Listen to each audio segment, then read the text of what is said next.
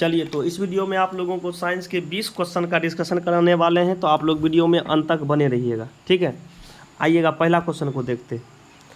तो आज का पहला क्वेश्चन आपका कहता है कि किस दर्पण में हमेशा काल्पनिक प्रतिबिंब बनता है। ऑप्शन ए केवल समतल, ऑप्शन बी केवल उत्तल, ऑप्शन सी केवल अवतल, ऑप्शन डी समतल या उत्तल। तो इसका right answer option number D हो जाएगा, समतल या उत्तल। समतल दर्पण में प्रतिबिंब जो बनता है हमेशा काल्पनिक, सीधा और वस्तु के बराबर। उत्तल दर्पण में क्या बनता है, तो काल्पनिक बनता है, सीधा बनता है और वस्तु से छोटा बनता है। अवतल दर्पण में काल्पनिक भी बनता है, वास्तविक भी बनता है। काल्पनिक कहेगा तो सीधा, वास्तविक कहेगा तो उल्टा। साइज में छोटा भी बनता है, बड़ा भी बनता है, बराबर भी बनता है। समतल या उत्तल ऐसा दर्पण है जिसमें हमेशा काल्पनिक बनता है। तो इसका right answer option number D हो जाएगा। इसका right answer option number D हो जाएगा। और कभी कभी आपसे ये भी पूछा जाएगा कि मोटर गाड़ी के साइड मिरर के रूप में किस दर्पण का प्रयोग, तो उत्तल दर्पण का प्रयोग। बाकी दाढ़ी बनाने में, हजमत बनाने में, हेडलाइट में, सर्च लाइट में, डॉक्टर के द्वारा, तो ये सब हो जाता है अवतल दर्पण। ठीक है, आइएगा 2 नंबर क्वेश्चन पर चलते हैं। 2 नंबर का क्वेश्चन कहता है कि प्रकाश के किस घटना के कारण हीरा चमकीला दिखाई देता है। ऑप्शन ए अपवर्तन, ऑप्शन बी पूर्ण आंतरिक परावर्तन, सी में है वर्ण विक्षेपण, ऑप्शन डी में है प्रकीर्णन। तो इसका राइट आंसर हो जाएगा option number B. Option number B, पूर्ण आंतरिक परावर्तन के कारण। पूर्ण आंतरिक परावर्तन के कारण 3 घटना आप लोग याद रखिएगा। पहला, हीरा का चमकीला दिखाई देना प्रकाश के पूर्ण आंतरिक परावर्तन के कारण। पानी में हवा का बुलबुला चमकीला दिखाई देना पूर्ण आंतरिक परावर्तन के कारण। तीसरा का आता है ऑप्टिकल फाइबर। ऑप्टिकल फाइबर इसी को कहते हैं प्रकाशिक तंतु। ये जो है ये भी पूर्ण आंतरिक परावर्तन पर ही काम करता है। प्रकाश के अपवर्तन के कारण क्या होता है कि तारा टिमटिमाता हुआ दिखाई देता है प्रकाश के अपवर्तन के कारण। पानी में मछली अपनी वास्तविक गहराई से थोड़ा ऊपर उठा हुआ दिखाई देता है अपवर्तन के कारण। उसके बाद और क्या होता है कि तालाब जो है, तालाब का कम गहरा दिखाई देना, ये भी अपवर्तन के कारण। आकाश का नीला दिखाई देना प्रकाश के प्रकीर्णन के कारण। ठीक है, आगे बढ़ते हैं, चलते हैं तीसरा क्वेश्चन पर। तीसरा क्वेश्चन कहता है कि अबिंदुकता दृष्टि दोष का निवारण किस लेंस से किया जाता है। उत्तल लेंस, अवतल लेंस, बाइफोकल लेंस, बेलनाकार लेंस। तो इसका राइट आंसर जो हो जाएगा बेलनाकार लेंस। ठीक है, बेलनाकार लेंस। अबिंदुकता दृष्टि दोष का निवारण बेलनाकार लेंस से किया जाता है। उत्तल लेंस, इसका उपयोग किया जाता है दूरदृष्टि दोष को ठीक करने में। दूरदृष्टि दोष को ठीक करने में उत्तल लेंस। अवतल, निकट दृष्टि दोष को ठीक करने में अवतल लेंस। बाइफोकल, जरा दृष्टि दोष को ठीक करने में बाइफोकल लेंस। ठीक है, और बेलनाकार लेंस का प्रयोग किया जाता है अबिंदुकता दृष्टि दोष को ठीक करने में। 3 का आंसर डी हो जाएगा। आगे बढ़िए 4 में कहता है कि विभवांतर मापने वाले यंत्र को क्या कहते हैं। तो विभवांतर मापने वाले यंत्र को कहते हैं वोल्टमीटर। क्या कहते हैं, वोल्टमीटर। आमीटर क्या होता है कि विद्युत धारा मापने वाले यंत्र को आमीटर कहते हैं। आमीटर को हमेशा श्रेणी क्रम में लगाया जाता है और वोल्टमीटर को हमेशा समांतर या पार्श्व क्रम में। एक आदर्श आमीटर का प्रतिरोध जो होता है 0, लेकिन एक आदर्श वोल्टमीटर का प्रतिरोध जो होता है अनंत हो जाता है। क्या हो जाता है, अनंत। थर्मामीटर से क्या होता है कि शरीर का तापमान मापा जाता है। स्फिगोमैनोमीटर, इससे क्या होता है रक्तचाप यानी कि बीपी मापा जाता है। तो 4 का आंसर बी हो जाएगा। 5 में आइएगा। 5 में कहता है कि भारत का पहला परमाणु रिएक्टर कहाँ स्थापित किया गया। भारत का पहला परमाणु रिएक्टर कहाँ स्थापित किया गया। ऑप्शन ए जो है, ऑप्शन ए आपका क्या कहते हैं, तारापुर है। ऑप्शन ए आपका तारापुर है। ठीक, ऑप्शन ए आपका है तारापुर। देखिएगा, कहता है कि भारत का पहला परमाणु रिएक्टर कहाँ स्थापित किया गया है। तारापुर, कल्पक्कम, कैगा, रावतभाटा। तो ये जो है ये आपका तारापुर हो जाएगा। ठीक है, तारापुर। और तारापुर किस राज्य में है, तारापुर आपका महाराष्ट्र में है। तारापुर आपका कहाँ में है, महाराष्ट्र में है। कल्पक्कम ये आपका तमिलनाडु में है। ये आपका कहाँ है, ये आपका तमिलनाडु में है। ये आपका तमिलनाडु में। कैगा ये आपका कर्नाटक में है। कैगा कहाँ है, कर्नाटक में है। रावतभाटा ये आपका राजस्थान में है। ये कहाँ में, राजस्थान में है। एक आता है नरोड़ा जो कि उत्तर प्रदेश में। आगे बढ़िए, तो 5 का आंसर क्या हो जाएगा, ए हो जाएगा तारापुर। 6 नंबर का क्वेश्चन देखिए। 6 नंबर का क्वेश्चन कहता है कि वायुमंडल में सबसे अधिक मात्रा में कौन सा गैस पाया जाता है। तो वायुमंडल में सबसे अधिक मात्रा में गैस जो पाया जाता है नाइट्रोजन। और नाइट्रोजन का मात्रा जो होता है लगभग 78%। कितना होता है, 78%। ऑक्सीजन लगभग 21%, लगभग 21%।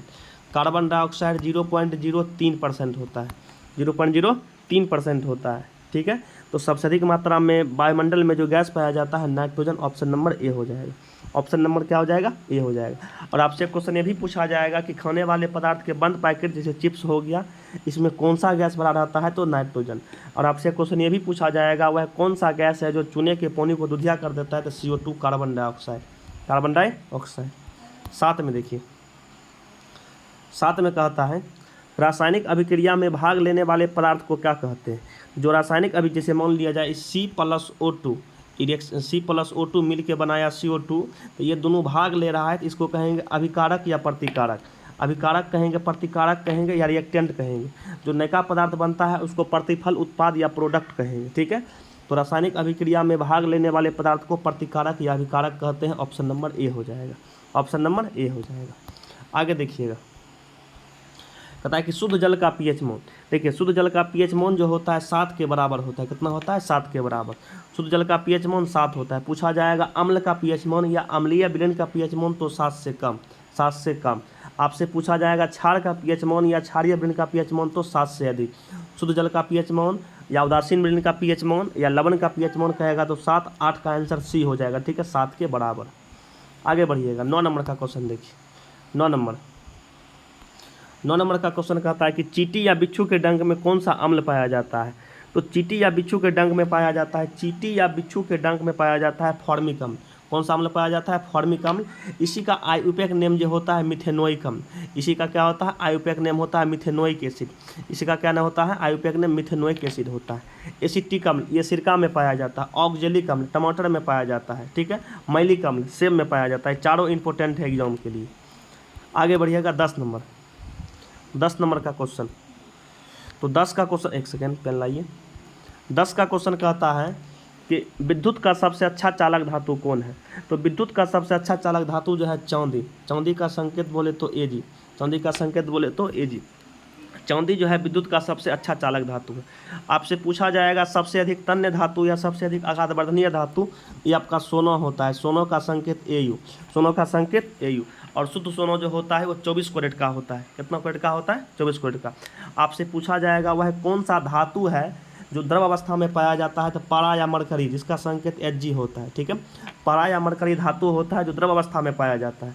लेकिन आपसे पूछा जाएगा वह कौन सा अधातु है जो द्रव अवस्था में पाया जाता है? तो ब्रोमीन। ब्रोमीन का संकेत Br, ब्रोमीन का संकेत Br। ब्रोमीन का संकेत क्या हो जाएगा? Br हो जाएगा। आगे बढ़िएगा, 11 में कहता है, 11 में कहता है कि पीतल क्या है? धातु, अधातु, उपधातु या मिश्र धातु। पीतल जो है मिश्र धातु है। ठीक है, कॉपर और जिंक का। ये किसका मिश्र धातु है? कॉपर और जिंक का मिश्र धातु है। कॉपर और जिंक का मिश्र धातु है। उपधातु में कहेगा तो सिलिकॉन, सिलिकॉन आपका क्या है? उपधातु है। कार्बन कहेगा तो कार्बन आपका क्या है? अधातु है। सोडियम कहेगा तो सोडियम आपका क्या हो जाएगा? धातु। पीतल क्या है? मिश्र धातु है। इसका आंसर डी हो जाएगा, 11 का डी। 12 में कहता है अल्कोहल का क्रियाशील मूलक होता है। तो अल्कोहल का क्रियाशील मूलक होता है सिंगल बाउंड OH। ये जो है अल्कोहल का है, ये अल्कोहल का है। ये किसका है? अल्कोहल का है। सिंगल बाउंड CH, ये एल्डिहाइड का है, एल्डिहाइड। ये किसका हो जाएगा? ये एल्डिहाइड का हो जाएगा।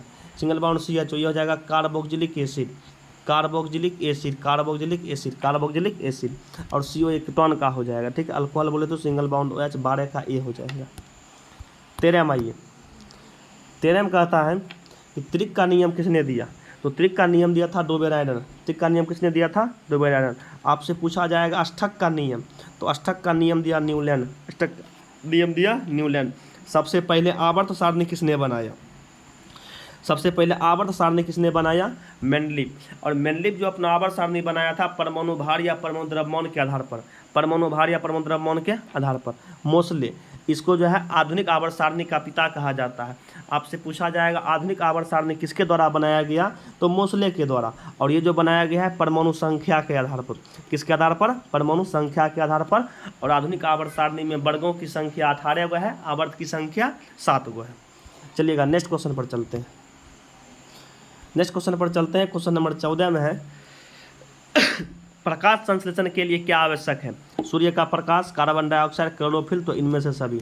ठीक है, प्रकाश संश्लेषण के लिए ये सब आवश्यक है। इसका आंसर डी हो जाएगा। इसका आंसर क्या हो जाएगा? डी हो जाएगा। नेक्स्ट क्वेश्चन पर चलते हैं। Question number 15। 15 में कहता है कि भ्रूण अवस्था में आरबीसी का निर्माण कहाँ होता है। भ्रूण अवस्था में आरबीसी का निर्माण कहाँ होता है। देखिए आरबीसी का मेन काम जो होता है ये ऑक्सीजन का संवहन करना होता है, ऑक्सीजन का पहुंचाना होता है। इसका लाल रंग जो होता है हीमोग्लोबिन के कारण, किसके कारण, हीमोग्लोबिन के कारण। इसमें हीमोग्लोबिन नामक पदार्थ पाया जाता है, हीमोग्लोबिन। हीमोग्लोबिन के कारण इसका रंग क्या होता है, लाल होता है। और ये हीमोग्लोबिन जब ऑक्सीजन से मिलकर मिलता है तो ये बनाता है ऑक्सी हीमोग्लोबिन, ऑक्सी हीमोग्लोबिन। तो आरबीसी का निर्माण अस्थि मज्जा में होता है। ऐसे नॉर्मली जो होता है आरबीसी का निर्माण अस्थि मज्जा में होता है, लेकिन भ्रूण अवस्था में किस में होता है, तो यकृत या लीवर में। इसका आंसर बी हो जाएगा। इसका आंसर क्या हो जाएगा, बी हो जाएगा। इसका आंसर बी हो जाएगा। अग्नाशय से क्या होता है, इंसुलिन नामक हार्मोन निकलता है। इंसुलिन का निर्माण कहाँ होता है, अग्नाशय में होता है। पलीहा, आरबीसी जो होता है, आरबीसी का जीवन काल 120 दिन का होता है, और जब आरबीसी मर जाता है तो पलीहा में जाकर के स्प्लीन या तिल्ली में जाकर के जमा हो जाता है, इसलिए करके आरबीसी का कब्रगा पलीहा को कहा जाता है। इसी को ब्लड बैंक के नाम से भी जाना जाता है। तो इसका आंसर जो है बी हो जाएगा। 15 का आंसर बी हो जाएगा। 16 में आइए। 16 में कहता है कि इंसुलिन हार्मोन का निर्माण कहाँ होता है। तो इंसुलिन हार्मोन का निर्माण जो होता है ये अग्नाशय में होता है। ये कहाँ होता है, अग्नाशय में होता है। थायराइड में क्या होता है, थायरोक्सिन हार्मोन का निर्माण होता है। और वृषण में क्या होता है, टेस्टोस्टेरोन हार्मोन का निर्माण होता है। अंडाशय में क्या होता है, एस्ट्रोजन हार्मोन का निर्माण होता है। एस्ट्रोजन हार्मोन, एस्ट्रोजन हार्मोन का निर्माण जो होता है ये अंडाशय में होता है। वृषण में होता है टेस्टोस्टेरोन हार्मोन का निर्माण होता है। थायराइड में क्या होता है, थायरोक्सिन हार्मोन का निर्माण होता है। अग्नाशय में जो है इंसुलिन का निर्माण होता है। ठीक है, और इंसुलिन की कमी से पूछा जाएगा कौन सा बीमारी होता है, डायबिटीज या मधुमेह, डायबिटीज या मधुमेह। तो 16 का आंसर सी हो जाएगा। 16 का आंसर सी हो जाएगा। 17 में देखिए, 17 में कहा जाता है कि अनुवंशिकी का पिता किसे कहा जाता है। तो अनुवंशिकी का पिता ग्रेगर जॉन मेंडल को कहा जाता है। ग्रेगर जॉन मेंडल को कहा जाता है। और एक क्वेश्चन आपसे ये भी पूछा जाएगा कि मेंडल ने अपना प्रयोग के लिए किस पौधा का चयन किया था। तो मटर के पौधा पर। किस पौधा पर, मटर के पौधा पर। और मटर के पौधा पर चयन किया था। और आपसे क्वेश्चन ये भी पूछा जाएगा कि मेंडल के द्वारा बौने पौधे को क्या क्या चीज़ से दिखाया गया था। छोटका टी, ये हुआ बौना पौधा। ये क्या हो गया, बौना पौधा। ये हो गया बौना पौधा। ठीक है, बौना पौधा के लिए छोटका टी का प्रयोग किए थे। अनुवंशिकी का पिता किसको कहा जाता है, मेंडल को। अरस्तु को कहा जाता है जीव विज्ञान का पिता, फादर ऑफ बायोलॉजी। ठीक है, और रॉबर्ट हुक के द्वारा क्या किया गया था, कोशिका का खोज किया गया था। रॉबर्ट हुक के द्वारा क्या किया गया था, कोशिका का खोज किया गया था। और चार्ल्स डार्विन के द्वारा एक पुस्तक लिखा गया था, दी ओरिजिन ऑफ स्पीसीज नामक किताब जो है चार्ल्स डार्विन के द्वारा लिखा गया था। 17 का आंसर डी हो जाएगा। 18 में आइए। 18 में कहता है, 18 नंबर का क्वेश्चन कहता है कि जीव विज्ञान बायोलॉजी का पिता किसे कहा जाता है।